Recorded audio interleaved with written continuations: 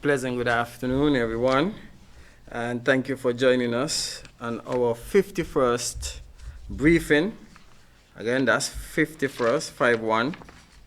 I think we have been ongoing. I remember the days when Mr. Leslie Williams referred to me as the Energizer Bunny. Mr. Williams, I hope you remember that. Right. So today, I want to begin my presentation with a theme.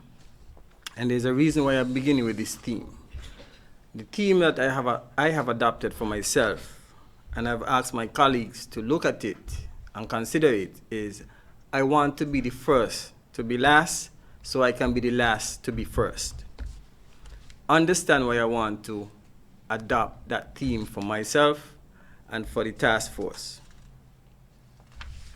We're going to look into the statistics that have been provided in terms of telephone calls, and we have seen that the telephone calls have dwindled. However, we've seen the prank calls fluctuating up and down. 82 prank calls, that's a lot of prank calls for 24 hours. Again, I want to admonish all to do your best not to disturb the good efforts of those security officers who are manning these phones. Let us leave that for a real emergency or eventuality. The compliance task force continues to do its work. They engage buses and some businesses. Again, I make mention of the regulations, and I'm appealing to you as we attempt to change behaviors to adhere to the regulations. We look at the particulars again, the numbers looking favorable. You look at some numbers in the 80%, 89%, and the 70%. That's good. And we encourage those persons who are doing well to continue to do so and improve. Again, Dr. Lars just spoke about the restaurants and also the bars by extension. I am being told that some bars were informed that they can sell a 6-pack and they will be within their rights to do so. I would allow Superintendent Henry to address that situation, because we need to adhere to the regulations. Again, remember the theme. Let us be the first to be last, so that we can be last to be first.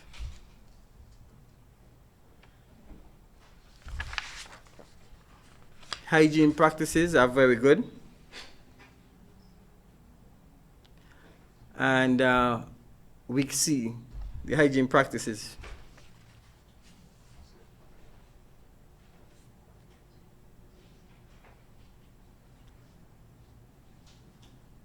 Yes, I already passed it. Yes, transportation.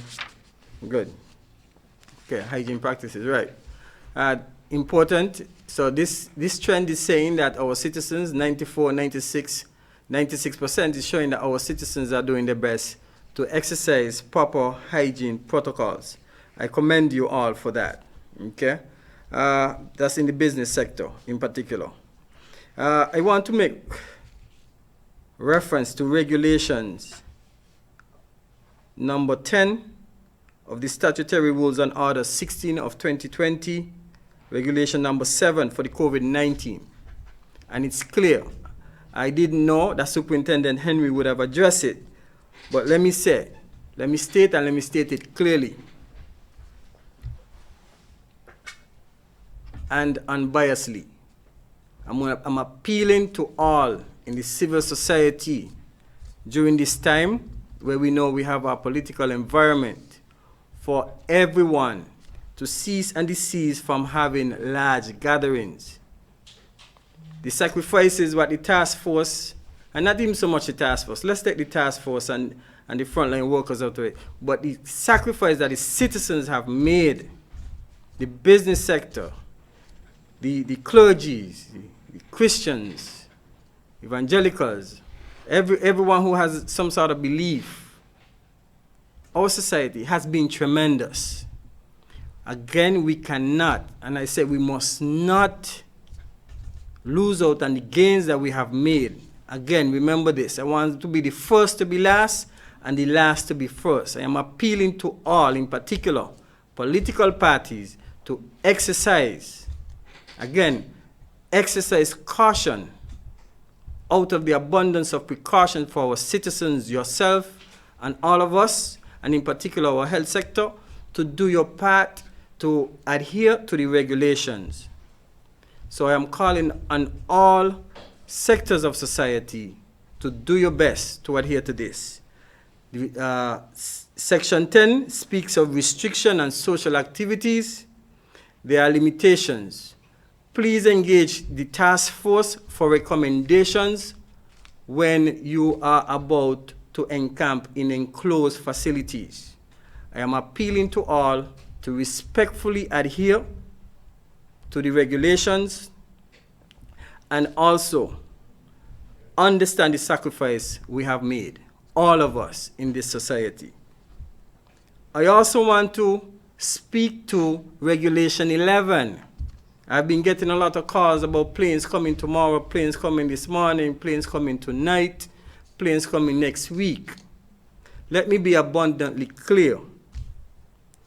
Section 11 speaks to restriction and international travel. I am a simple public servant, senior public servant, bringing you the regulation, and here's what it states. For the purpose of preventing, controlling, and suppressing the spread of the novel coronavirus and COVID-19 with immediate effect, A, except, listen me carefully, except with the prior written permission of the airport authorities, all airports, including private airports and fixed-base operations, shall be closed to incoming international flights. B, all seaports shall be closed to regional and international seafaring and private boating.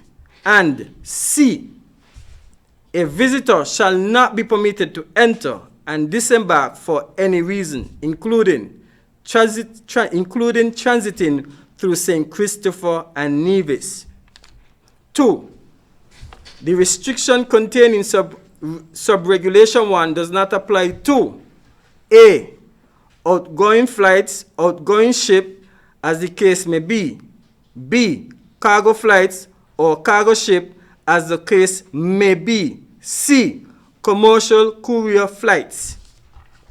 D, emergency medical flights. E, emergency flights approved by the airport authorities. Again, let me repeat that. Emergency flights approved by the airport authorities. F, flight carrying any diplomat. 3, subsection 3, notwithstanding sub-regulation 2, no crew member will be allowed or granted shore leave unless for the purpose of operational difficulties and upon receiving permission from the airport authorities or the port authorities. All applications must go through the port authorities. The port authorities will then engage the task force, and there will be consultation with the CMO within the Ministry of Health, and then process otherwise. Please be guided. Please be guided. Those are the regulations that are in place. The COVID-19 has taken into account the position of many of us to reopen churches. I am happy to inform you that we have completed the protocols and procedures for proceeding to reopen churches. Some of the areas that we looked at is the responsibilities of head of local churches, pastoral care and visitation, vulnerable and shut-in, baptism, weddings, funerals, other ceremonies, enforcement, among many other topics. I am appealing to all to be patient. Again, this is my theme. First to be last, last to be first. It is critical during this pandemic that we apply that theme to everything that we do.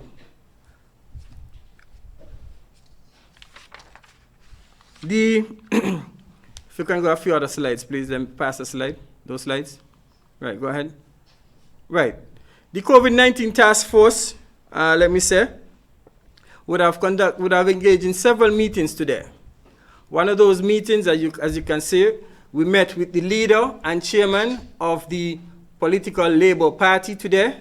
We had a very amicable meeting between myself as the chair of the National Task Force, the Chief Medical Officer, Dr. Hazel Laws, and the Chief of Staff, Dr. Cameron Wilkinson. The attendants were Dr. Douglas, the leader of the Labour Party, and Dr. Terence Drew, the chairman of the Labour Party. We had a very amicable meeting, I must report to you, where we looked at a number of things, COVID-19 and the impact of COVID-19 on the elections. We spoke about the quarantine protocols and facilities, and also we look at the precedents that was set by the students who we would have taken through the process, and looking at quarantine and testing protocols. I think there was clear understanding. There's a follow-up meeting that should happen tomorrow so that there could be clarity across the board for everyone. Again, let me be clear to you.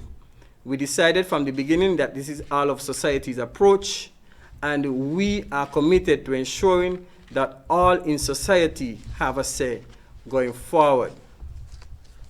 We also met with the Ministry of Education today. As you are aware, we have fifth formers and students in the CFBC who also needs to do exams, and that is a priority as well. So we were able to sit down with the Ministry of Education and look at some of these protocols and procedures for our students to be able to sit these exams.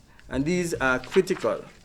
And also you would have seen, if you could go back on the slides real quickly, please, that we carried out in preparation for the hurricane season. I want to thank Ms. Ulrika Lennon-Petty, Planning Officer, for her proactive approach in ensuring that NEMO positions the country to be able to respond to and be ready with shelters for this upcoming hurricane season. So a number of inspections took place today by the Housing and Shelter Subcommittee, which is led or convened by Mr. Jean Knight in the Ministry of Agriculture. From our accounts, there are some repairs and other little things that need to be done to have a number of shelters organized. And also there is a meeting coming up because we have COVID-19 and we still have the hurricane season fast approaching. How do we shelter persons in this such of environment during where we have to do social and physical distancing, and we have to treat everyone as if they are COVID positive? So I want to thank the committee for there will be preparing a protocol to address how do we shelter in place in an emergency shelter during a pandemic and being impacted by a tropical storm. So the hurricane tips for today. Right. Again, these are the names for the 2020 hurricane season. We already saw that up in the northeast region, Tropical Storm Arthur has already impacted. Okay, it was formed and it churned the northeast region. Again, we see the activity started early, so let us prepare, let us be ready, and do your best to ensure that we don't lose anyone or anything during this upcoming 2020 Atlantic hurricane season. I want to thank Mr. Chad Allen for the invitation and Charles Morton for coming and enlightening us with some much needed information, in particular the bankers. And as Mr. Allen said, thanking all the bankers for coming out during the impact or the early stages of the impact of the COVID-19 and St. Kitts and Nevis, and ensuring that our citizens got the services that they required of the banks. So thanks again, and thank you for thanking the bankers, and again also to Mr. Morton for ensuring that we have a responsibility as homeowners to pay our mortgages. All right, it's very important. So again, for tomorrow, we will see our presentation by the president of the Manufacturers Association. He's going to be here with us tomorrow to enlighten us as to what is happening in the manufacturing sector. I just want to let the general public know that yesterday the task force visited JARO and visited Electrofab, who effective as of today, and JARO for Monday will be seeing an increase of workers coming into the factory to resume employment. I think that is wonderful. We are doing our best gradually to ensure that the economy begins to move forward. Thank you again for listening, and I look forward to your questions.